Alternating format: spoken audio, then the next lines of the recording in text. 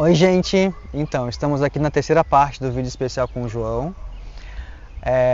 Já fui raptado por eles, né? Tá, gente? Não me deram comida até agora. Ele descobriu agora há pouco que essa parte do vídeo seria aqui. Fiquei muito emocionado porque faz muito sentido para mim estar num lugar como esse. Estamos aqui para localizar vocês no Carmelo, que é um convento aqui em Itajaí, onde ficam as irmãzinhas reclusas, né, João? A gente está no bairro de Cabeçudas. Então na nossa frente tem um mar lindo, depois o João vai fazer umas imagens para colocar também no vídeo, ilustrar para vocês, tá? Viemos aqui falar sobre a parte mais densa da vida do João, que assim eu gosto de falar, que é sobre a religião na vida dele. Sim. E a luta, né, da religião com a condição sexual dele. Também foi. É legal você falar a palavra densa, foi realmente, não sei se a mais densa, como você trouxe, mas com certeza ela traz peso em todas as outras coisas que aconteceram e ainda acontecem. E talvez comigo, controversa, né, pela sociedade que a gente vê e pelos sim. paradigmas que a religião traz, né? Sim. Você não conhecia aqui de jeito nenhum? Nunca passou aqui? Nunca. Nascido aqui, mora aqui em Itajaí há séculos. É lindo aqui, gente. Eu não venho aqui, a parte religiosa, né? Pega fogo. A gente tá com um pouco de medo aqui. Mas vamos lá. Então, João, qual foi a sua relação inicial que você lembra com a religião? Alguém te levou? Como é que é a criança João e a religião? Tá. Eu comecei a catequese quase que por necessidade, por desejo próprio. Tua mãe não é religiosa? Minha mãe nunca foi religiosa. Minha mãe, ela foi uma época acho que mesa branca que fala, ela era benzedeira. Então isso tocava lá em casa, ela até tinha essa coisa de ir na missa no Natal, mas sabe, não aquela coisa tipo da rotina da missa, de ir à missa. Fervorosa, né? Não tinha isso, nunca teve muito em casa. Mas eu lembro de eu gostar da igreja, de eu achar, já falei com vocês isso antes em outras situações, de achar a igreja um lugar bonito, até arquitetonicamente. Olha que lindo que está aqui atrás da gente, esse templo. Então isso sempre me chamou a atenção de alguma forma, eu sempre gostei dos rituais, eu sempre achei a vida do padre me chamava atenção, sabe, isso tudo me despertava alguma coisa. Eu gostava de cantar no coral da igreja, eu gostava daquelas apresentações de final de ano, coroação de Nossa Senhora que tinha uma vez por ano também, sempre tinha uma apresentação envolvida com isso. Tudo isso que envolvia essa dinâmica da igreja sempre me chamou a atenção, então eu sempre quis estar ali de alguma forma. Aí fiz catequese, fiz até a primeira comunhão, não fiz a crisma. Eu lembro que a gente mudou na época para algum também não fiz. Pra algum lugar. E aproveitando a ligação do Will com religião também, já que tu falou que não conhecia. Like a prayer. Como é que foi? Não, só fui apresentado. Apresentado, né? É porque ele é evangélico. Foi evangélico por algum tempo. Exato. Apresentado. Quando era bem pequenininho. Tem um helicóptero passando aqui, é um sinal. Não, paz, amor, tranquilidade. Graças a Deus. Aleluia. Acho que não faz barulho, não. Não tá conjuntura, né? Não tá conjuntura. Aí eu fui apresentado para bem pequenininho, agora tá aumentando o barulho. E eu não posso desejar as coisas que eu quero porque eu estou aqui. Para, menino.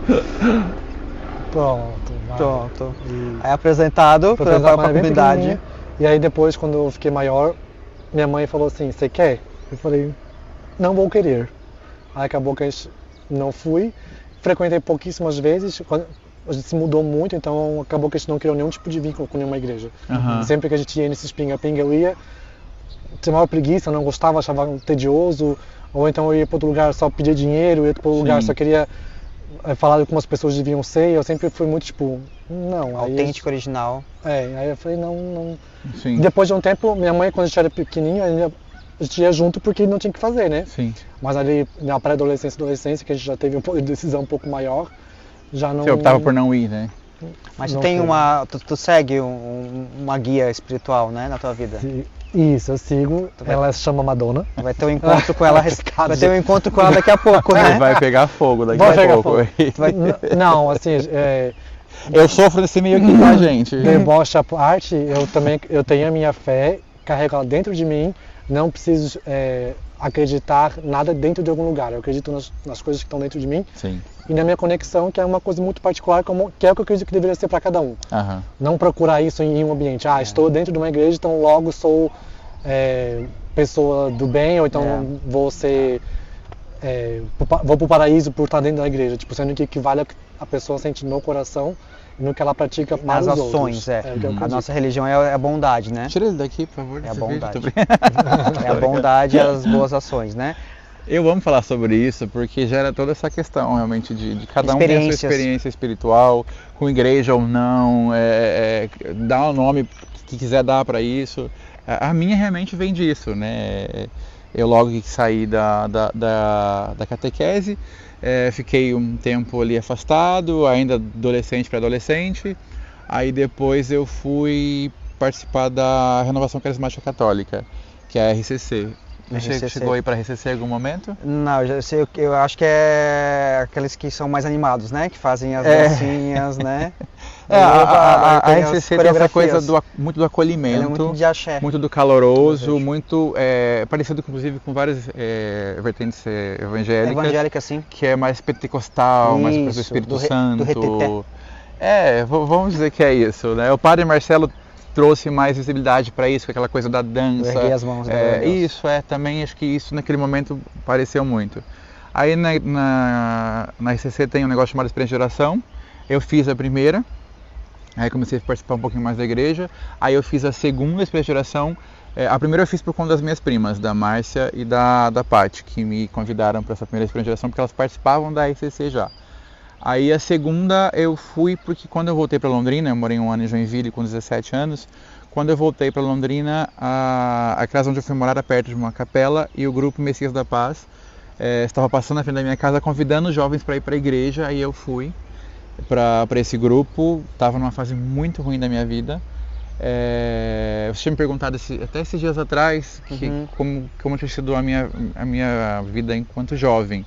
Isso. Se eu tinha participado se eu tinha uma vida mais convencional, né? Como jovem, assim, tu fala bastante da religião, mas como jovem, tu saía, tu tinha, né, já começar a sair com grupo de amigos, sim, baladinha, coisinha. Muito pouco. A tua diversão mesmo, fora escola, fora depois trabalho, o teu hobby era religião mais, assim, né? Que a igreja ela entrou um pouquinho depois. O que aconteceu? Teve um período ali da minha vida onde eu não estava mais nem muito na igreja, eu ia à missa de vez em quando. E eu estava vivendo uma fase muito depressiva, muito conturbado, porque eu já me entendia gay, já sabia o que era, o nome que era tudo aquilo que eu vivia.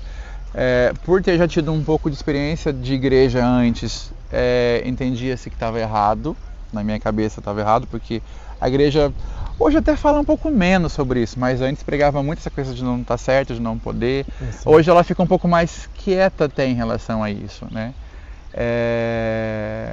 Mas na época eu achava que estava errado também por isso. Aí eu achava que estava errado por questão de sociedade. Bom, enfim, eu não podia, né, ser gay por algum motivo. Eu não me aceitava gay. Eu queria saber o que era isso, eu queria descobrir para tirar de mim, rejeitar isso, porque eu não queria.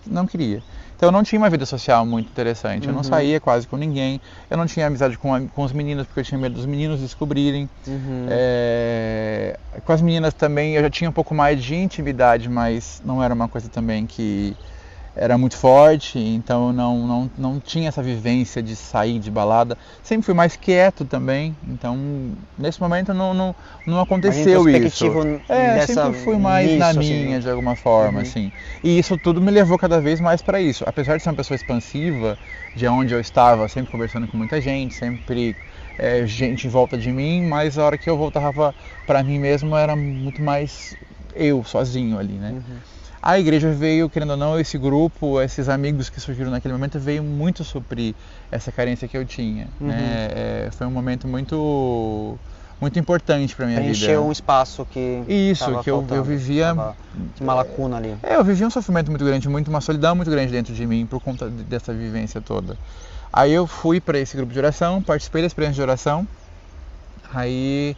Depois da experiência de oração, eu quis servir a este grupo, né? Eu quis estar dentro dele, não mais como espectador, só ir lá aos domingos e voltar para casa. Não, eu queria participar de todo aquele processo. Aí me joguei de vez, né? é difícil eu não me jogar nas coisas quando eu gosto, né? Como a gente Dá pra falava ser do blasé. vôlei lá antes, né? Eu sempre me joguei muito nas coisas, o que eu acho bom, eu acho positivo. Intensidade mesmo. Isso pra mim, sim, eu acho que isso é meu, e isso me levou a fazer muitas coisas, me levou a fazer esse canal, me jogar nas coisas que eu tenho vontade de fazer, aquilo que eu acredito, né? Mesmo às vezes com medo, mesmo sem saber o que vai dar, mas eu sempre fui assim. E a experiência de oração me trouxe isso, me levou para o grupo onde eu me joguei de vez. E aí dentro do grupo de oração eu me joguei também dentro da igreja. Aí eu fazia coisas na igreja o tempo inteiro. Eu estava envolvido com tudo o que acontecia dentro da igreja. Porque eu me colocava disponível também. Então eu participava do Dia da Palavra, participava do CPP, que era Conselho da Capela. Então eu ia desde a questão mais religiosa à questão mais administrativa da igreja, da paróquia, da capela. E isso me consumia muito. E eu cada vez mais dentro daquilo ali, as pessoas já me perguntaram, não sei se você vai trazer isso também, se seria talvez uma pergunta, se foi uma fuga naquele momento. Então, esse era o momento. Porque depois a gente vai entrar no seminário mesmo, né? Sim, isso logo seria, após isso. Logo após isso. Porque realmente a igreja, então, a religião, ela preencheu essa lacuna da tua vida que estava faltando aí. Mas assim, tu acha que realmente foi só tampar esse buraco como uma fuga, ou a vocação mesmo estava ali? O João realmente queria seguir essa vida religiosa, nem só essa vida religiosa, a religião realmente presente na vida do João como parte quase prioritária. Ali naquele momento foi, né? Porque estando ali, o meu amigo Maicon começou a ir para o seminário e me apresentou o seminário e eu falei, nossa, existe essa possibilidade na vida. E eu gostava tanto Dá para ser mais profundo ainda? Dá. Falei, gente, e eu sempre achei legal mesmo a vida do padre, a dinâmica, como as coisas aconteciam olhando já dentro da igreja, né? Eu amava fazer aquilo tudo, eu estava na igreja o tempo inteiro, aquilo me consumia de uma forma muito intensa. Falei, ser padre é uma opção. Eu acho que eu vou querer conhecer um pouco mais disso. Aí eu comecei a ir conhecer o seminário. Aí eu me apresentei no seminário e pedi para participar desse processo quase de seleção, vamos dizer assim, né? Tem uma seletiva, tu não pode ir lá e bater na porta e querer entrar. Não, você vai lá conhecer, você vai participar dos encontros, das reuniões, da dinâmica, você vai estar com eles mais tempo antes de entrar, para eles te conhecerem e para você conhecer também todo o processo. Aí eu fui para conhecer o seminário e gostei. Falei, nossa, isso é mais uma chance de eu viver plenamente isso que eu vivo hoje, o tempo inteiro dentro desse serviço da igreja. Aí você me pergunta se foi fuga ou se não foi fuga. Conscientemente não foi fuga. Eu queria muito aquilo. Porque eu estava lá mesmo. Queria muito, mas de verdade. Inconsciente foi fuga, eu não vou saber dizer. Pode ser que sim, pode ser porque tinha essas outras coisas que eu fui deixando de lado, porque a igreja estava me suprindo isso, as minhas amizades dentro da igreja, o grupo, esse servir todo que não sobrava tempo para pensar em mais nada. Pode ser que isso tenha sido naquele momento uma ferramenta onde eu escondi todo o resto, eu apaguei todo o resto. Mas eu fui muito consciente de que aquilo era o que eu queria para mim. Fui consciente de que já, muito certo, já com 19 anos, que eu era gay, mas eu queria ser padre. E na minha cabeça, e conversando depois internamente também dentro do seminário, que a minha renúncia era basicamente a mesma de um padre heterossexual. E até então tu não tinha feito nada sendo gay? Não tivesse nenhuma experiência com um menino? Não tinha nem beijado, não tinha nem tido relação sexual nenhuma com o menino. Zero. E assim, tinha me apaixonado por uns 10 já, mas nada. Porque realmente, assim, como um heterossexual renuncia aos prazeres da carne, um gay também. Sim, certo? Então tá tudo bem? Exato. Tá tudo bem? Se a gente for pegar essa parte do ser padre, exatamente. Ser no íntimo dele gay, desde que ele, é uma renúncia. Qual que é a diferença? Se eu não estou vivendo a minha sexualidade ali dentro, nesse momento não muda nada. Eu sou mais um ser humano querendo ser padre. E a tua família, com essa tua ida pro seminário, como é que lidou com isso? A minha mãe, meu pai já tinha falecido, meu pai faleceu em 2001. A minha mãe, nesse momento minha mãe tinha se envolvido bastante com a igreja também, porque eu fiz esse movimento de levar ela para o grupo de oração. Então ela também estava bastante envolvida, então para ela foi interessante. Ela ficaria sozinha, porque nessa época só morávamos nós dois, então essa parte foi um pouquinho dolorida, essa separação. Eu tinha 2 irmãos que moravam na Inglaterra, então nós não tínhamos essa convivência do dia a dia. O meu outro irmão já morava aqui na Penha, Não, na época ele morava em Camboriú. Então era basicamente eu e ela mesmo ali, e ela achou interessante, porque ela via também assim, meu desejo de estar dentro da igreja. E eu acho que para toda mãe que está dentro da igreja, ou mais ou menos intenso, a ideia de ter um filho padre se torna interessante em algum momento, né? É um orgulhinho, né? Então foi muito tranquila essa decisão de ir para o seminário em relação à minha família. Eu acho que rolou essa coisa até mesmo do, nossa, que legal, vou ter um filho padre, né? E como é que foi teu acolhimento lá? Como é que foi? Te aceitaram no início? Como é que foi tu estar lá? Uma história assim do teu início lá, do teu trajetória no seminário. Eu falo que eu tive sorte, porque eu caí no seminário naquele ano com um reitor chamado Padre Rafael. José Rafael Solano Duran é o nome dele. Ele foi um reitor que fez a diferença muito grande na minha vida, porque ele era um padre diferente, assim, no sentido de ele é teólogo, ele estudou muitas coisas para lidar com o ser humano no geral. Na verdade, todo padre em si é teólogo, né? Porque ele estuda filosofia e teologia. Mas o Padre Rafael ele foi buscar se aprofundar algumas coisas a mais com o ser humano. Então ele tinha uma visão diferente também. E ele me acolheu muito nesse momento, nessa conversa, em falar sobre isso.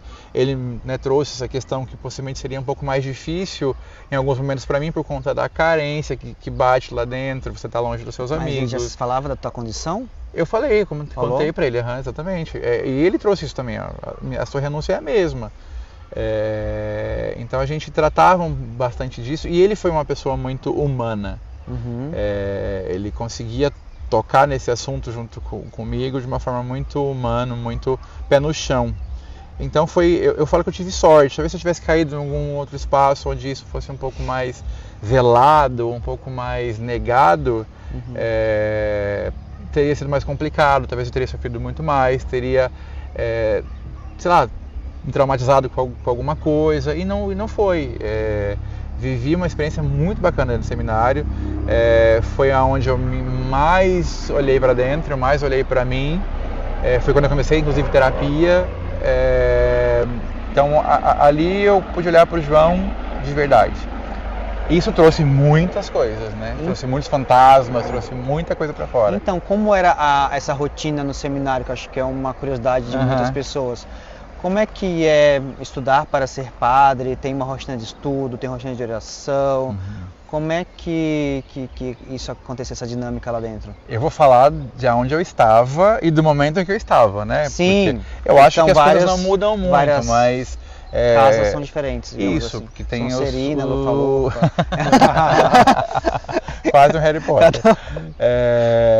Existem as congregações religiosas, como nós estamos aqui na frente de uma, que é carmelita, né? Na frente do Carmelo. Eu era da congregação diocesana, que é conhecido como padre secular. A gente não tem o carisma muito baseado em um santo, vamos tratar dessa forma. E muitas vezes você fica na cidade onde você nasceu, na cidade onde você é. Você muitas vezes não faz intercâmbio para outras cidades para fazer missões. Falando de uma forma muito resumida, tá? Muito simplista. Os padres religiosos que têm carismas franciscanos, xaverianos, os irmãos maristas, né? Aí são carismas específicos daquele... Vou subir num carro aqui? Não, pode falar. São específicos daquele que seguem uma linha daquele santo, vamos falar desse jeito. No diocesano era uma rotina bem exigente, assim, de acordar muito cedo, oração, missa todos os dias, estudos quase que o dia todo, cuidados com a casa, cuidados com a nossa alimentação. Nem sempre a gente tinha pessoas para fazer comida pra gente. Final de semana pastorais, a gente ia para as comunidades, conhecer famílias. Vocês saíam Sim, para ir. Porque visitavam famílias carentes, dando apoio.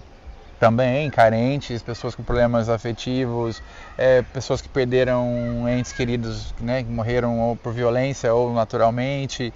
Então a gente estava sempre envolvido, por isso essa questão do padre secular, a gente estava em todos os lugares. Em todas as vertentes.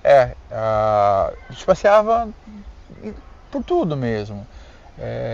Então isso foi muito rico também. Óbvio que para um menino de 19, 20 anos isso traz uma carga. Então era também cansativo, exigia da gente mentalmente. Mas eu tinha isso tão claro para mim, esse desejo era tão forte que tudo isso ia acontecendo. Então a gente tinha uma rotina de estudos muito, muito pesada. Aí quando eu fui para o primeiro ano de filosofia, foi ainda mais pesado. É filosofia mesmo que você estudava. Foi filosofia. Cheguei a fazer quase um ano, né? Eu saí no final de setembro da filosofia. Então era uma rotina de bastante trabalho, bastante estudo, bastante oração, que te consome, que realmente te consome no dia a dia. E você tá longe de tudo, longe tudo, do universo. Televisão.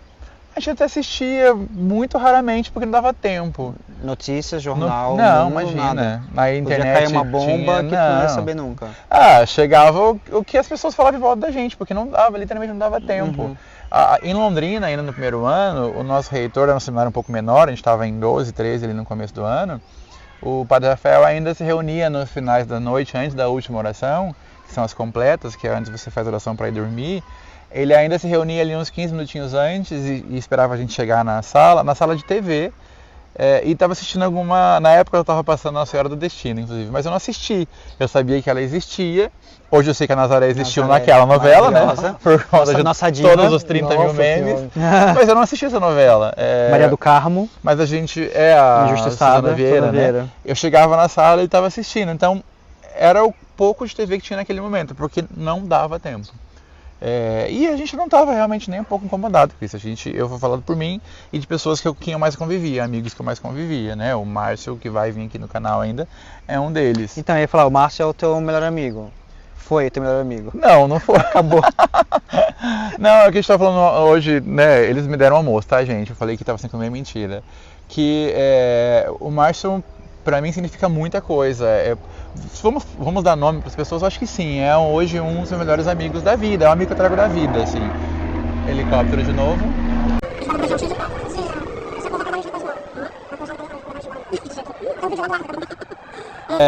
Se a gente vai dar nome, né, para amizades, eu diria que sim, o Márcio é um dos meus melhores amigos, assim. É que vocês são amigos muito mais recentes, mas são amigos com intensidade, então eu tenho isso comigo também. Eu vou trazendo as pessoas comigo.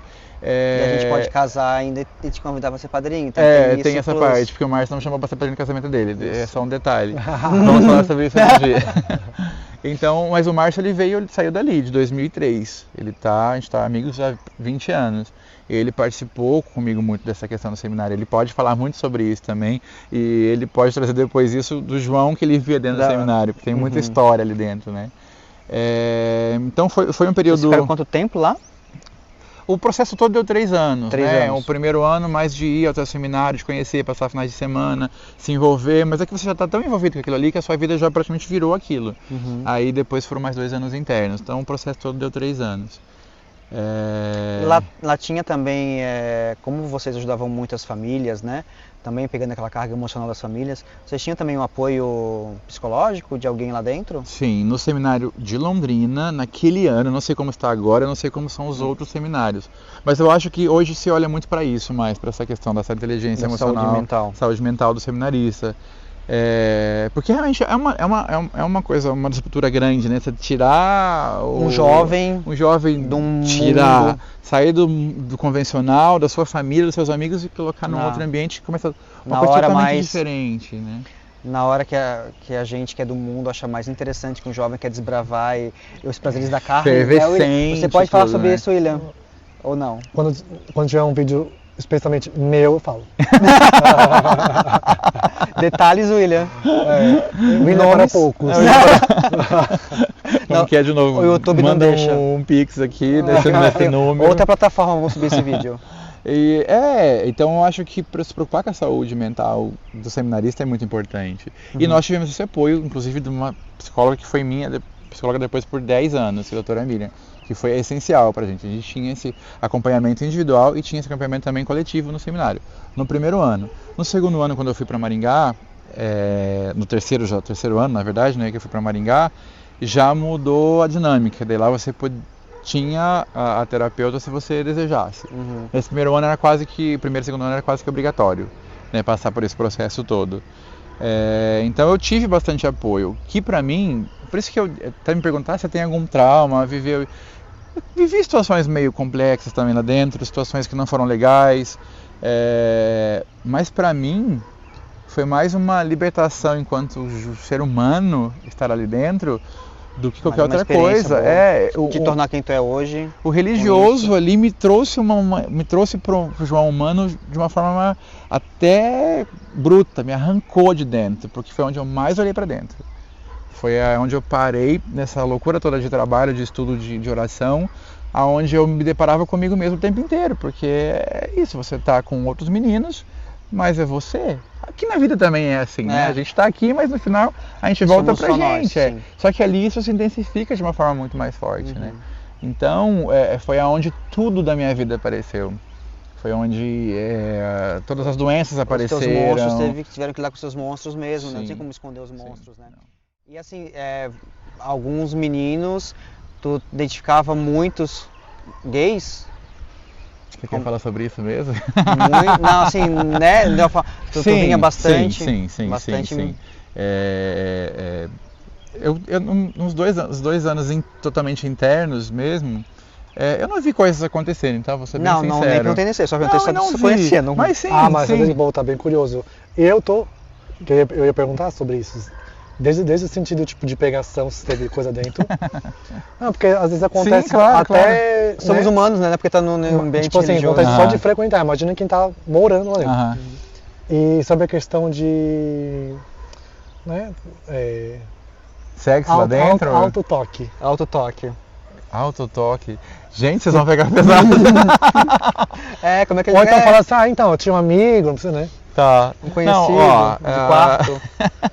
Porque, conta disso, minha curiosidade é por conta disso, porque às vezes vocês estão tão... Condenava. Naquela... A gente condenava a masturbação ou não, como é que era isso? Era um tabu, masturbação. Entra naquela falar disso, né? Que lida, eu vinha de uma vertente dentro da igreja da Renovação Carismática Católica, que era essa coisa até um pouco mais de entrega ainda maior. Essa coisa de muita coisa, era visceral pecado, mesmo. E tudo muito pecado, também tem essa questão, a gente também sempre tem que olhar um pouquinho para dentro desses movimentos que acontecem na igreja, porque eles te levam de uma forma diferente, eles te formam de uma forma diferente também. Eu vou falar da minha experiência e também estando ali dentro, né? Esses anos internos, de verdade, eu praticamente não identifico, sim, né? Não vou falar nomes. Claro. Não sair do armário. Vai que é um padre da capela de alguém. Sim, não sai do armário. Mas se é sério também não é um problema, entendeu? Desde que tu identificou, que tu teve convivência, continuam lá ou saíram? Sabe, se formaram? Um é padre hoje, mas eu acredito de verdade que ele é... Exato. Que ele é uma pessoa renunciou. Muito... Sim, assim como tem padres héteros que são sacanas, né? Que saem como pessoas, enfim. Né? A sexualidade não define caráter. Exatamente. E inclusive esse mesmo, eu acho mesmo que ele é uma pessoa que vive aquilo que ele escolheu para viver. Acredito muito nisso. Mas sim, tem pessoas que saíram, que eram héteros ou gays. Quem era gay tem pessoas que eu sei que se assumiram, porque eu convivi com bastante meninos naquela época, né? Mas você via nos corredores que tinha uns olhares diferentes entre um e outro. Eu não sei, de verdade eu não sei mesmo falar. Dormia todo mundo junto? Ou tinha um quarto separado? Não, eram quartos duplas. Eu ia fazer a fanfic dele ali. Não, tá muito ele tá com o roteiro na cabeça feito. Eu tô falando de novo do meu seminário, né? Onde eu participei, as 2 casas. Eram quartos de 2 pessoas. Dormiam 2 meninos juntos, sempre. No último ano, como foram saindo pessoas ao longo do caminho, eu fiquei sozinho uns meses no meu quarto. Mas no geral era sempre 2. Até mesmo por essa questão de visão, de estar sempre conectado. Espaço também, né? Porque às vezes não tem espaço na casa, mas muito isso dessa questão da divisão. A maior parte do tempo, saber lidar com o outro, que é muito diferente de você, que vem de uma outra casa que não é a sua, que às vezes nem é seu amigo, a maior parte do tempo não é, você que se conhece ali dentro, né? Mas, né, falando essa questão de identificação, de entender, sim, identificava que tinha algumas pessoas ali que já sabia que já eram, né, homossexuais, eram gays. Se isso é certo, se isso é errado, se é certo o padre não casar, se é certo... São dogmas religiosos. Eu escolhi estar ali, eu não vou aqui de fora condenar isso, porque foi uma escolha minha e a escolha de quem está vivendo isso. E de alguma forma isso me formou também. Estão em oração. Tá acontecendo uma missa lá dentro, uma missa rebelde. Então, eu não vou condenar isso. Na época, eu escolhi viver isso e eu acho que se eu escolhi estar aqui, eu tenho que respeitar aquilo que eu escolhi. Então por isso eu buscava viver isso da forma mais intensa possível, mais fiel possível comigo, né? E com a igreja. E daí, João, quando que essa tua condição de vida e a religião começaram a ter um conflito? Começou tu ver que realmente estava complexo segurar essa força da natureza dentro de ti? E mais uma vez, aí que tá, né? Como o ser humano é complexo, como a gente, nossa cabeça ela é meio... a gente tem que tomar cuidado, muito mesmo que está dentro da gente. Por que eu estou dizendo tudo isso? Porque, mais uma vez, eu não identificava que isso era o motivo de eu estar saindo daqui a pouco do seminário. Porque eu queria muito viver aquilo. Então, isso que vinha, talvez, de encontro, nem tinha esse nome. Não é... As minhas dificuldades, elas apareceram não é porque eu sabia que eu era gay. Não tinha esse nome, eu não tinha essa visão. Eu comecei a ter problemas com a minha depressão, com a minha já ali bipolaridade aparecendo, com esses transtornos que eu vivia. É óbvio que nesse momento tudo isso apareceu, tipo, tá, o que é ser gay então? Por que eu tenho essa vontade? Só que isso estava ele estava basicamente em segundo plano visualmente, porque eu queria ser padre. Então isso tudo que acontecia aqui, essa bagunça na minha cabeça, isso era mais uma coisa dentro, que hoje eu enxergo como sendo muito importante. E talvez isso tenha provocado mais um monte de outras coisas, mas eu não olhava para isso e falava, a homossexualidade está me impedindo de chegar aqui. Não era isso. Isso estava no meio de todo aquele furacão. E eu só saí do seminário porque, na verdade, me tiraram do seminário, porque eu estava doente psicologicamente. Estava muito doente, eu estava numa fase muito difícil, talvez uma das mais difíceis da minha vida, porque eu estava transtornado, eu estava já em tratamento psiquiátrico, mas ainda não tinha conseguido acertar, não estava sendo tão efetivo, porque estava dentro daquele contexto de seminário ainda que já estava muito maluco a minha cabeça.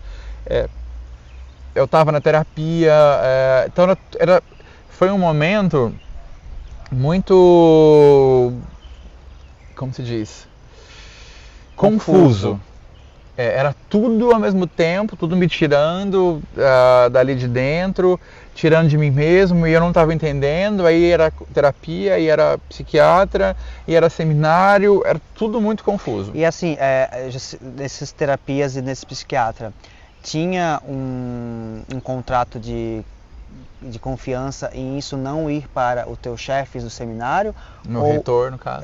Chefe é ótimo. Não sabia como falar, né? Tô brincando. Ou era só tu e o profissional? Nunca soube. Eles tinham acesso, se era a tua Eu ficha? acho que de alguma forma tinha, mas no final teve, porque foi um período, os últimos meses foram muito complexos. Eu entrei numa depressão muito grande, numa explosão também eufórica muito grande de tudo, eu tinha raiva de tudo. Medicamento já? Tava usando medicamentos, ou eu só dormia, ou eu varava a noite acordado, aí eu entrava em crises de ansiedade muito grande.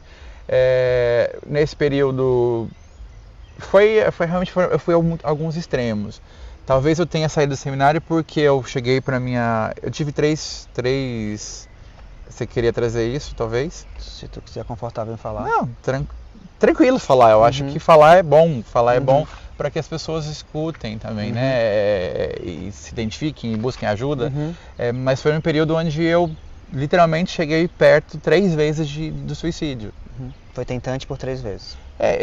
Eu não conheço muito o termo tentante, até onde ele toca. Mas foi aí sim no seminário onde eu fiz 3 coisas que foram próximo de atentar contra a minha vida. E a hora que você chega nisso, é um momento desesperador. E tu sabia o gatilho para esses pensamentos?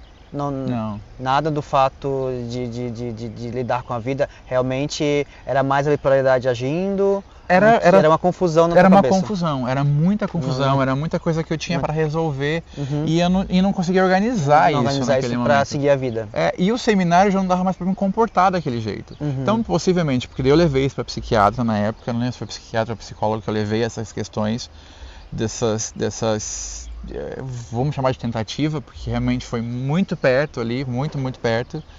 É uma coisa ensurdecedora, né? Você entra num estado letárgico. Eu acho que até isso que te tira daquilo, você ir para esse estado letárgico mesmo, te tira daquilo para você não cometer. Eu não sei, enfim, como que é para quem chega no final disso, que acho que é ainda muito, muito, muito mais ensurdecedor. Não ver uma luz no fim do túnel, né? Gritante, achar que o problema vai ser resolvido só dessa forma, né? Exato. Eu tava naquele turbilhão e eu acho que sempre nessa coisa de... Minha psicóloga falava que eu sempre quis viver muito. Eu falava para ela, mas eu não quero viver. Ela falou, não, você quer muito viver.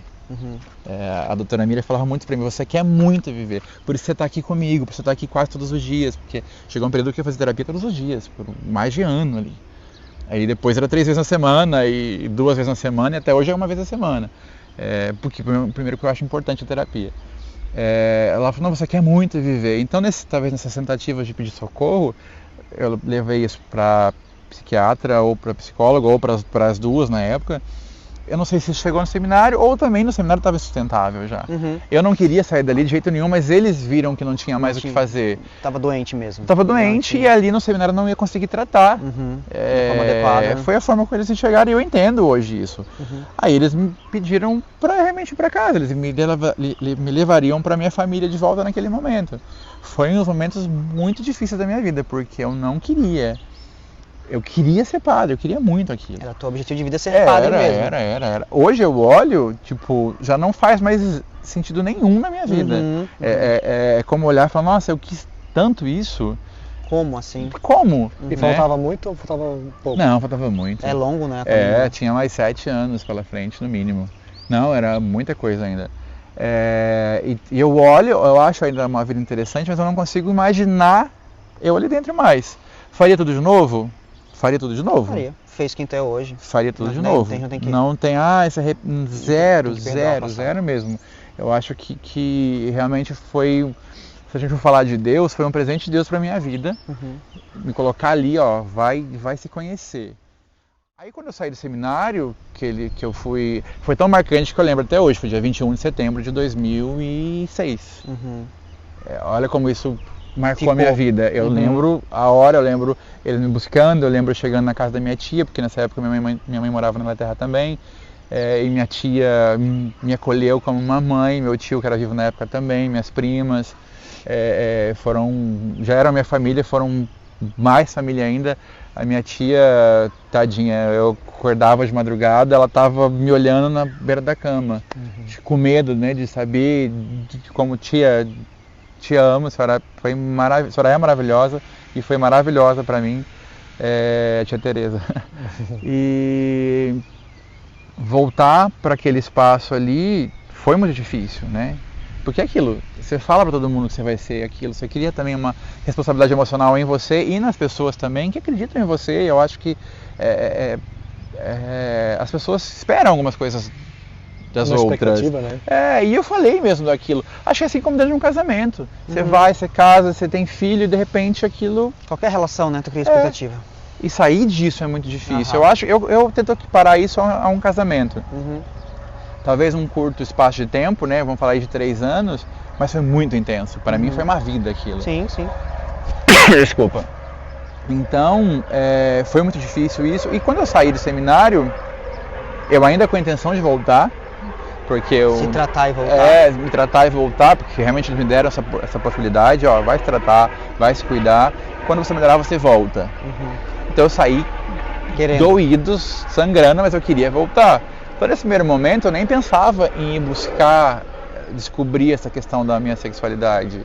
Né? Eu falo sexualidade, mas para mim, sempre quando eu falo a palavra sexualidade parece estar faltando alguma coisa, porque talvez acho que exemplifica com sexualidade, mas aqui a homossexualidade é muito mais do que a sexualidade, né? Acho que a gente está dentro disso, a gente sabe que está lá embaixo. Buscar a sua identidade, na verdade, né?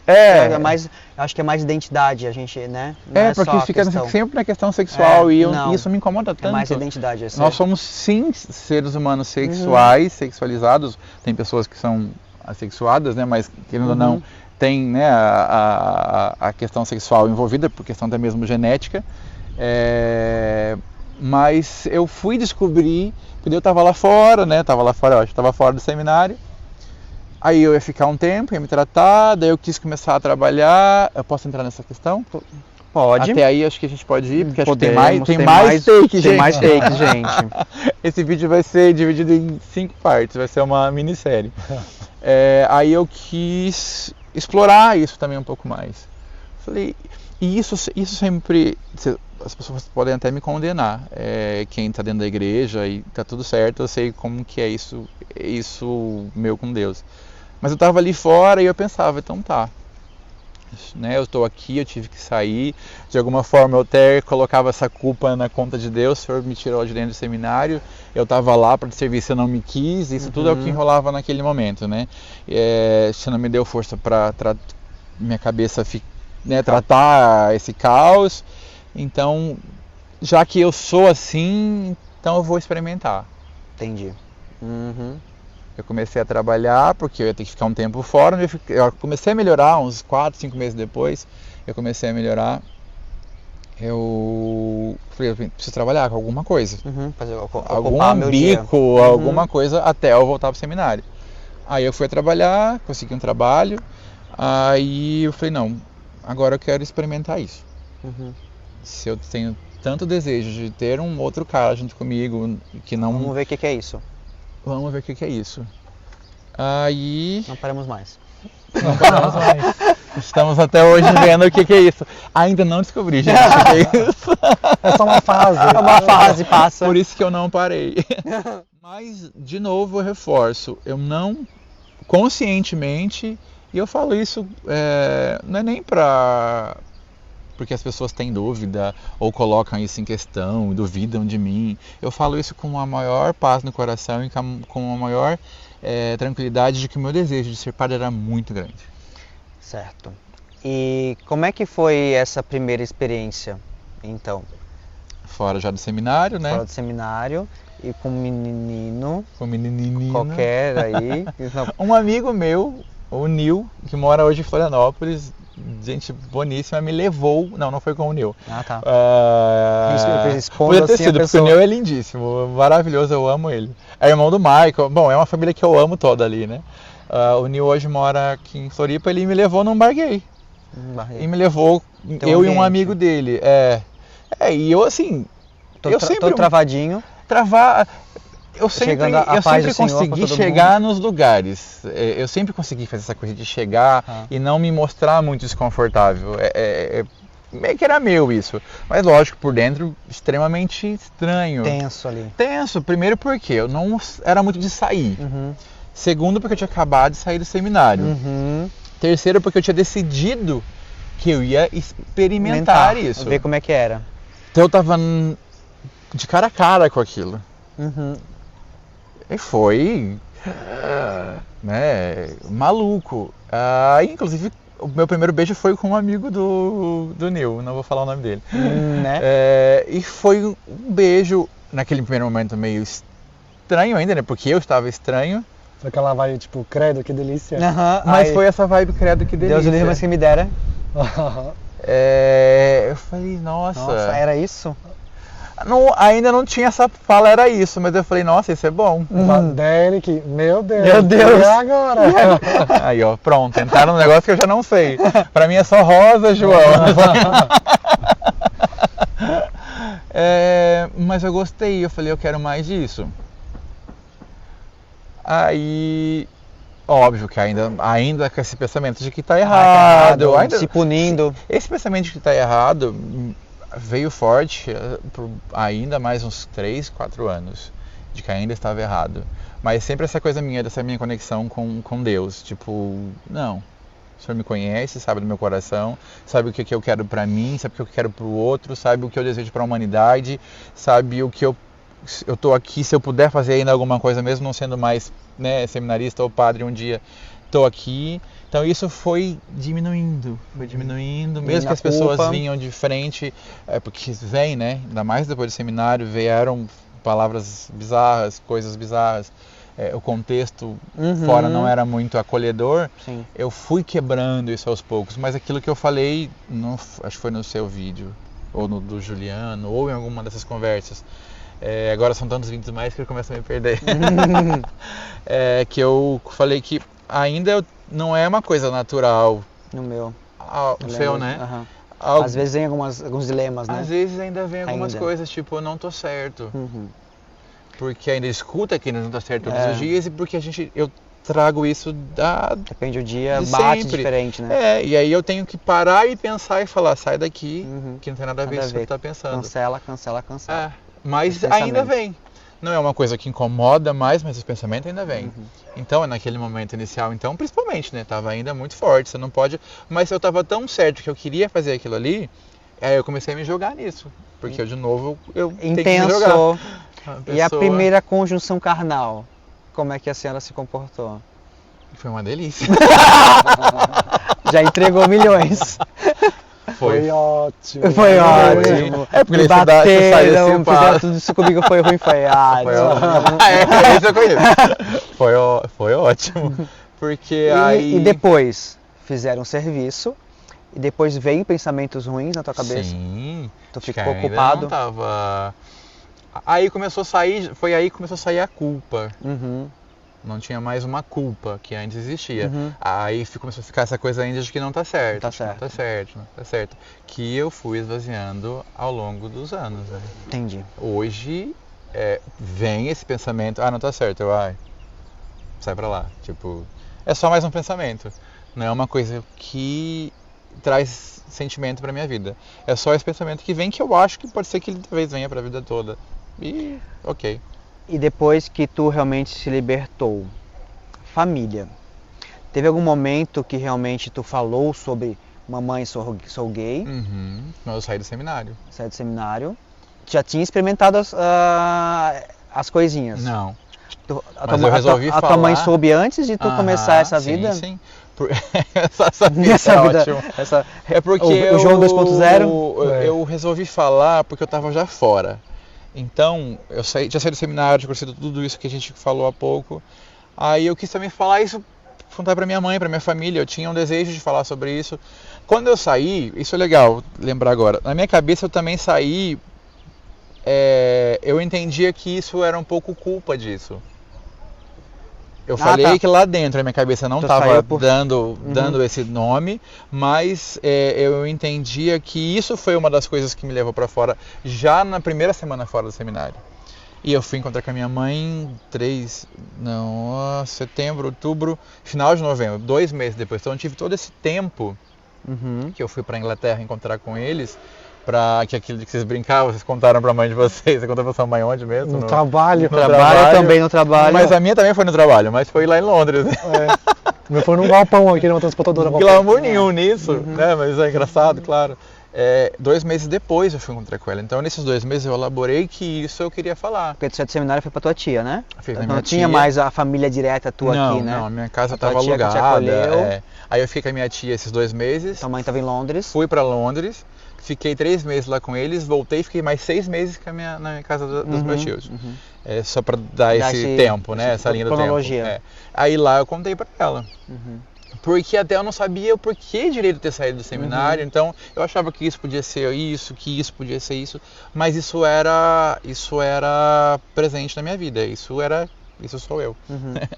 Então eu tinha na minha cabeça que falar. Ser transparente. Eu tinha essa necessidade de falar. Mamãe, como é que foi? Mamãe foi tranquila no primeiro dia, no segundo, no terceiro já não foi tanto mais. Eu não culpo ela por isso. Mãe, se você vê isso de novo, não vai ficar preocupada com isso. Porque ela fica preocupada, então, enfim. Normal. Normal, mas não foi tranquilo nos próximos... Expectativas que geram sobre a gente, né? Então, ok, a gente até entende. E entende. Bom, enfim, né? Não vamos entrar nisso porque a gente já entrou nisso várias vezes. Até vamos entrar nisso em outras situações. Mas eu acho que é a forma que ela entendeu naquele momento, e ela teve o tempo dela para digerir, eu não culpo. Mas, óbvio, o não aceitar foi sofrido para mim, com certeza, né? Porque foram 3, praticamente 4 anos nessa luta, e a gente brigava muito, e ela não entendendo, e eu também não entendendo. E ela nunca percebeu uma criança viada? Tu foi uma criança viada? Ela nunca Ela percebeu? disse que não percebia, mas as pessoas em volta percebiam. Todo mundo percebia. É aquilo, talvez a mãe não quer enxergar, porque não quer aceitar. Pai percebia? Meu pai percebia. Percebia porque ele fazia umas brincadeiras bem de mau gosto. Né? Essa parte foi punk. Ele fazia uma... A minha relação com meu pai não foi nem um pouco boa. Infelizmente, porque ele morreu cedo e a gente não teve uma oportunidade de viver uma coisa diferente, né? Podia ter sido diferente. Eu falo que ele percebia porque tinha algumas brincadeiras. Minha mãe até brigou com ele uma vez por causa disso, porque ele fez brincadeira com as crianças da rua sobre mim.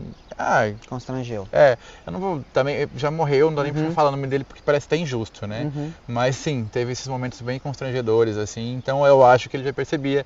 O meu avô, o pai da minha mãe, fazia umas brincadeiras e hoje eu vejo que tinha tanto carinho nessa brincadeira do meu avô, um cara do sítio super simples, e fazia umas brincadeiras nesse sentido, e hoje eu vejo que tinha até um carinho em cima disso.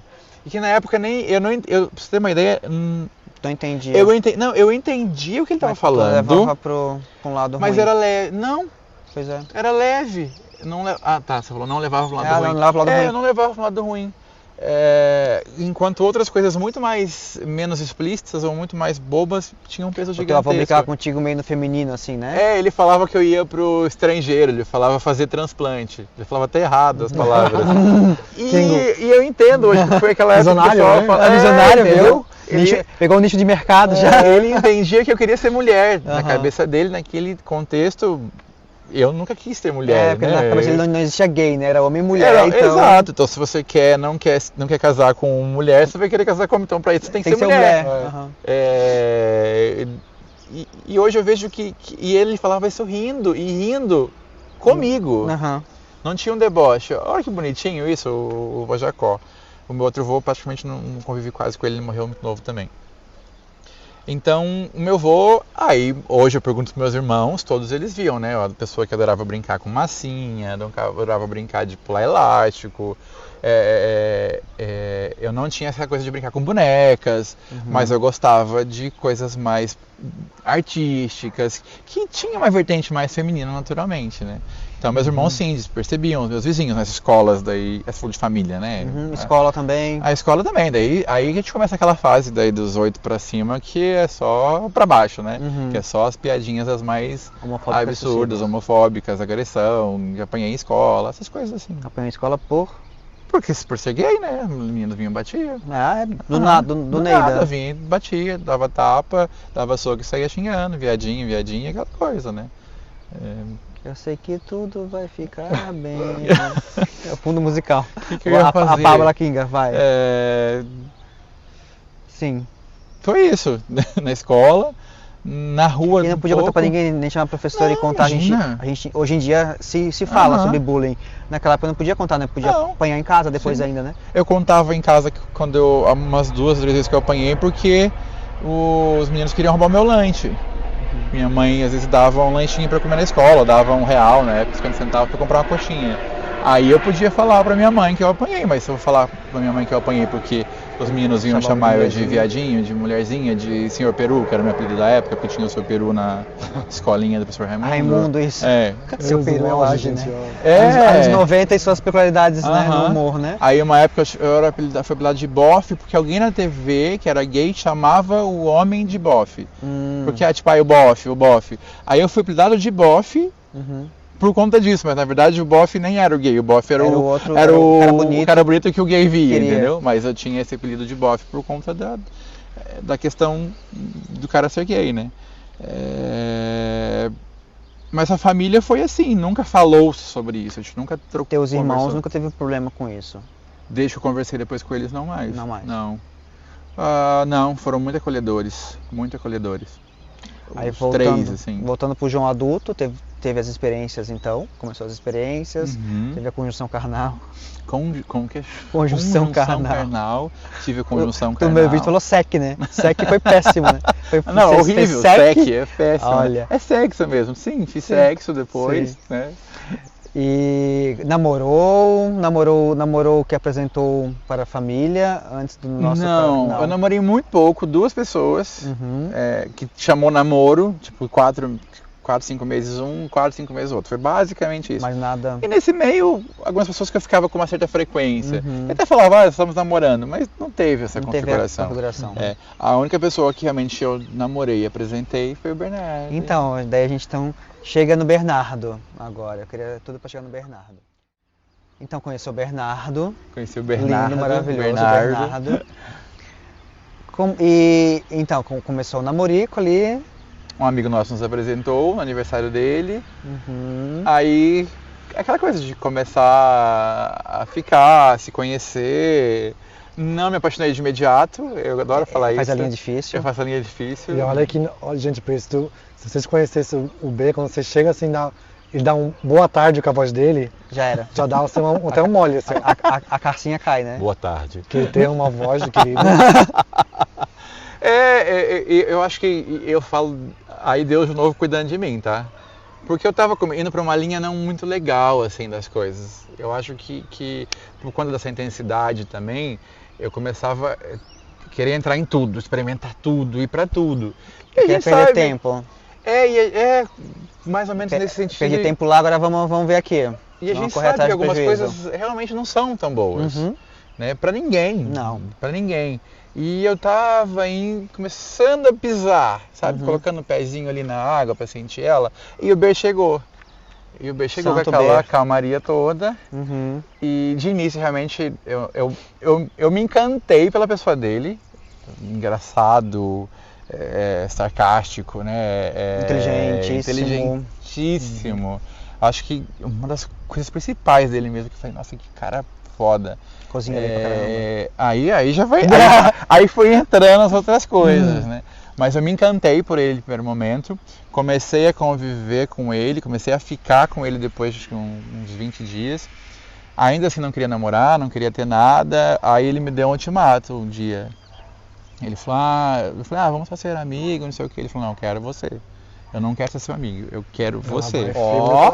Não, ele foi no objetivo. A hora que ele falou aquilo. Ou vai ao raso, senão eu vou pro mercado de novo. Né? Te decide. Ele é prático também. Ele é super prático, vocês conhecem ele, né? Ele falou, não, eu quero você, não quero ser amigo seu. Eu gosto de você e quero ficar com você. Opa. Então se eu não ficar com ele... Eles casaram e não são amigos.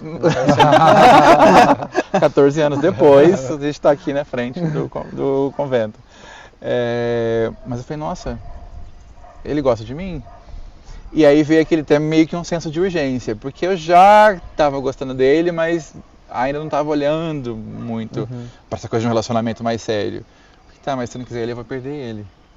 E daí agora? Eu falei, não, então tá. Então tá bom. A gente daí eu comecei a ficar mais com ele mais tempo. Falei, deixa eu ver o que é isso, deixa isso crescer. Aí isso foi em abril que a gente começou a namorar. Em dezembro a gente estava morando junto e estamos morando juntos bem até sapatão. hoje. Bem casaram rápido, adotaram 2 gatos, 2 cachorros. Não, até lá já deu uns 15 bichos que a gente adotou nesses 15 anos. Porque daí a gente pega bicho já veio da rua quase morrendo, aí morre com a gente. A gente pega gato da rua que vai embora, a gente pega cachorro que foge. A carpa. A carpa a gente adota, que tá num laguinho desse tamanho, a carpa tem 5 quilos. Aí a gente vai adotando os bichos e eles acabam morrendo antes desse período todo. E como é que foi a família, as famílias, né? Porque quem é hétero não sabe como é interessante isso pra gente, né? Eu namorei, então apresentar pra família teu namorado é muito gostoso, né? Como é que foi aí as famílias se conhecendo um ao outro? Como é que foi essa junção das famílias, a tua conhecendo o Bernardo e a dele lhe conhecendo? Eu conhecia do Ber primeiro, né? Porque nessa época minha mãe estava fora do Brasil de novo. Quando eu conheci o Ber, ela estava morando na Inglaterra. Ela ficou mais 1 ano e meio lá e meus 2 irmãos estavam lá, o Arnaldo e o Rodrigo, e o Adalberto morando aqui já em Janapenha, não mais em Camboriú. Então eu conheci a família do Ber primeiro. extremamente tenso no primeiro momento, né? Entender Até como porque era a primeira vez que eu entrava na família de alguém que era meu namorado, porque era esse que eu já tive mais contato, já estava mais evoluindo. A mãe do Ber, Kátia, é um trem surreal, me acolheu desde o primeiro dia. Vocês tinham conhecido ela, era um negócio assim. O pai do Ber, eu entendi, né? O pai do Ber policial federal aposentado, mas um doce de pessoa. Eu lembro que o primeiro dia que eu fui na casa dele, eles me ofereceram doce de leite, de colher, de Viçosa. Aí, no dia seguinte que eu voltei, tinha uma latinha de doce de leite só pra mim, pra eu levar embora, que o pai do Ber tinha comprado. É um carinho que a gente é surreal, né? Opa. Aí tem uma coisa diferente, né? Tem um cuidado. Estou sendo aceito aqui dentro dessa casa. E a mãe do Ber foi... eu falo que a gente foi se conquistando, assim, né? Já foi uma acolhida gigantesca. A Carol, irmã dele, mesma coisa. O Diogo, que eu demorei para conhecer um pouco mais, que é o irmão do meio, né? Que é o Ber, o Diogo e a Carol. Eu conheci um pouco depois uma viagem que a gente fez para Guaíra, para ir para o Paraguai, para comprar muamba e fazer uma viagem juntos. Aí ali eu conheci o Diogo e a Ana, que é a mulher do Diogo, a minha cunhada, e eu conheci o Fabrício, que hoje também é o marido da minha cunhada, na época eram namorados. Então foi muito gostoso entrar ali. Era um ambiente muito acolhedor desde o começo, muito diferente também do que eu vivia, então foi num momento onde eu entrei também numa família totalmente diferente da minha, numa dinâmica muito diferente. E porque para falar só um pouquinho do Bernardo, que a gente quer vídeo com o Bernardo também, ele nunca teve nenhum BO enquanto você é gay, né? Com a família, Não. Desde o começo eles não tiveram... O Bernardo nunca teve a conversa, né? O Bernardo nunca falou. Pois é. Olha que nossa, e o Bernardo é mais velho que a gente, inclusive. Tem 47. Né? Então é uma geração e olha que família privilegiada. Sim, né? Ele nunca sentiu a necessidade de falar, pai, mãe, sou gay. Eu tive essa conversa com a mãe dele, com a Kátia, em um momento, só nós dois, quando eu morando aqui, que eu fui viajar para Londrina, estava trabalhando, fiquei lá com ela. A gente ficou uma noite conversando como era o Bernardo, quando eles entenderam que o Bernardo era gay, como que foi isso para eles, como que foi a reação deles quando eles realmente entenderam que era isso, porque o Ber nunca chegou e falou, mãe, pai, sou gay. Nunca. Essa fala nunca existiu até hoje. Porque não precisa, realmente não precisa. Que privilégio. Olha porque assim tem que ser. Assim que tem que ser. Eu acho que, sim, nesse momento ele foi literalmente privilegiado em poder viver isso de uma forma tão natural. Tem um trauma sobre isso, né? E depois tua família conheceu o Bernardo. Aí minha mãe voltou pro Brasil em 2011. Conheci o Bernardo em janeiro de 2010. Minha mãe voltou pro Brasil em maio de 2011. Aí nesse período que minha mãe estava na Inglaterra, ela foi muito assistida, ela acho que até por um padre, inclusive brasileiro. E pelos meus irmãos também mais velhos que estavam conversando com ela sobre mim, sobre a minha pessoa. E aí já existia o Bernardo nesse momento, eu fui falando para ela de quem era, como era, a rotina, dia a dia. Já tinha um ano e pouco com ele, já tinha ido morar com ele, já estávamos morando junto. Aí quando o Ber chegou, houve um estranhamento, mas muito inicial, assim, foi muito, só naquele primeiro momento. Aí já se apaixonou pelo Bernardo também, e o Bernardo hoje é filho preferido. Tá tudo bem com vocês? Como você tá com o Bernardo? Você tá cuidando bem do Bernardo? Você tá brigando muito com o Bernardo? Tipo, hoje ela fala menos porque ela vê que hoje eu sou menos briguento, eu era muito briguento, né? Com ele principalmente. Fui, né? Acho que fase também, né? Se conhecer, casamento, tudo. As inseguranças, né? Então eu era mais briguento, hoje eu ainda sou briguento, mas sou menos. E ela sempre, tá tudo bem com vocês? Tá muito briguento? Tipo, sempre cuidando dele. Então, eles são amigos. É lindo ver esses dois, ver os dois assim, se relacionar. E o que eu tive com a mãe do Ber foi uma coisa muito materna mesmo. Que diferente da experiência que eu tenho com a minha mãe. E até eu jogava isso, eu espelhava... Eu tinha um ideal de algumas coisas, talvez, enquanto mãe, que a Kátia trouxe, né? Então, a minha relação com ela era de mãe e de filho também, total, assim. De muito amigos, de sair juntos, de conversar, de trocar ideia, de tá perto o tempo inteiro quando tá junto ou distante mesmo assim manter esse relação. relacionamento. Então as experiências de família, tanto para mim quanto para ele, foram muito, muito bonitas, assim. E hoje vocês estão 14 anos juntos? 14 anos agora em janeiro. Agora em janeiro. Isso é diamante no mundo gay, meu Deus. Você também, né? Sim, 14 para 15 anos já, né? 14 de outubro agora. Fez 14 de outubro? Vai fazer 13 que a gente mora junto dia 10, depois de amanhã. Que a gente foi morar, mas que a gente tá junto desde... Eu tô... não tô. Mas temos pretendentes, temos aí. Tem uma fila, tem gente chegando, gente na chegando. fila. Faz a fila, vem um de cada vez, né? Gente, não. Ai. E foi isso. Né? Hoje, pleno. Um relacionamento, eu digo que pleno. O Bernardo me entende muito, entende essas minhas loucuras, me apoia basicamente tudo que eu quero fazer. Bernardo, quero fazer isso, vai. Tão lindo, gente, olha. Vai e faz, a gente se entende muito. Eu acho que a gente é muito parceiro. Eu acho que uma das coisas que mais... eu acredito nisso, por viver um relacionamento, eu acho, né? Hoje falo com orgulho tanto tempo. Eu acho que mantém talvez um relacionamento e essa coisa de amar o outro, acho que está longe dessa questão da paixão, do amor, do sexo. Eu acho que é muita admiração. Eu admirar o outro, olhar, nossa, que cara foda que eu tenho do meu lado. Disso sai o amor, sai a paixão, sai o desejo sexual, sai tudo. Eu olhar para ele e falar, nossa, que cara massa que eu tenho comigo. Eu acho ele quer estar comigo, isso é uma dádiva, né? Eu por estar de fora, conhecer há pouco tempo, né? Eu vejo vocês assim, eu tenho a sensação de que vocês não se conheceram, vocês se reencontraram nessa vida. Olha que bonito isso. Eu acho assim, porque eu acho que é uma conexão, os dois se entendem pelo olhar, são companheiro um do outro. Sabe quando tu vê um casal e fala assim, não, o casal é o casal. São prioridades um do outro, né? É o casal, assim. Porque a gente que tenta às vezes forçar uma coisa e não tem química, não vai. E às vezes funciona, às vezes não, mas tipo assim, quando tu olha um casal tu já percebe que a hora deles se completa, é os dois. É os dois. Que massa, bom, é legal ver isso. É porque é uma coisa, é construído isso também, e é tão né? natural também estar vivendo, né? Acho que vocês dois juntos. Eu vejo uma coisa tão natural. Sim, aquilo que você falou, eu não sei nem o que falar mais daqui pra frente, eu fiquei... Não, é porque pela conjuntura de toda a vida dele, assim, eu acho realmente que às vezes o Bel, às vezes apareceu... É um presente na minha vida. Eu não posso falar muito pra ele porque ele é leonino, ele já se acha, então eu não posso ficar falando. Mas ele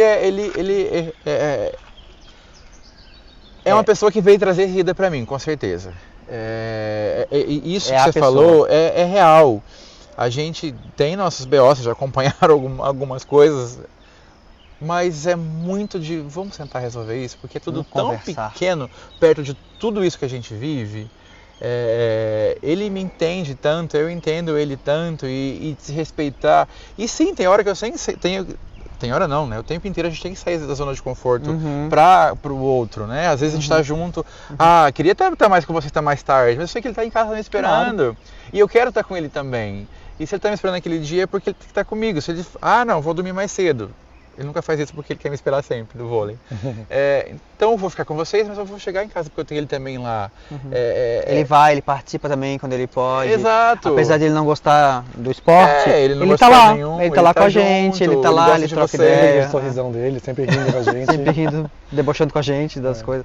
Então isso é muito gostoso, ver ele me respeita muito, ele sabe respeitar um momento assim que eu tô vivendo, tipo, de entender. Óbvio, tem dia que a gente dá tretada, não adianta, porque ele também é humano e eu também, a gente rola isso.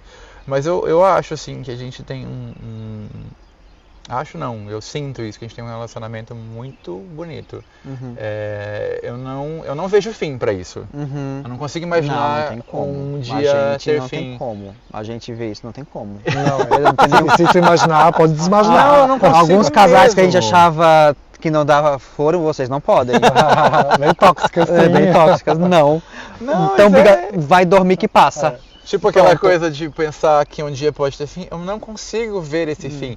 E não é nenhuma coisa porque é um relacionamento muito sólido, né? É. Não dá pra pensar, qual que é o motivo hoje que acabaria? Tipo, não tem, porque a gente consegue resolver, já estão Aí tem tanta maturidade, tanta É, responsabilidade. galgaram tantos degraus lá de BOzinhos, de família sem grana, de tudo mais, e Nossa. construindo uma vida, né? Sim. Hoje é tudo bem pequeno, né? Eu acho que Tudo tão debatido, hoje gente... as coisas são coisas do dia a dia mesmo, A né? gente consegue sentar e conversar sobre, mesmo às vezes eu sendo um pouco mais enérgico, um pouco mais radical. Eu sou radical em muitas coisas, eu sei. Vocês estão ficando com frio, né? Tá um ventinho frio gostoso aqui. Eu sei que eu tenho uma energia muito nas coisas, e ele aprendeu também a entender que às vezes essa energia que eu estou colocando em cima é porque eu quero que as coisas deem certo o tempo todo. Então, às vezes, mesmo numa reclamação, eu não falo que a gente tenha briga, não. A gente teve poucas brigas. Mas discussões do dia a dia, né? Debates. É intenso, gente. São dois homens ali, né? Debatendo coisas. E bem diferentes, né? E bem diferentes. Porque tu é a energia, o Bernardo é a tranquilidade, Ele né? me puxa pra baixo, eu puxo ele pra cima. Tento equilibrando, né? Eu acho que isso... eu não acredito muito naquela coisa que os opostos se atraem. Que eu acho que também ser muito oposto é muito complexo, muito sofrido.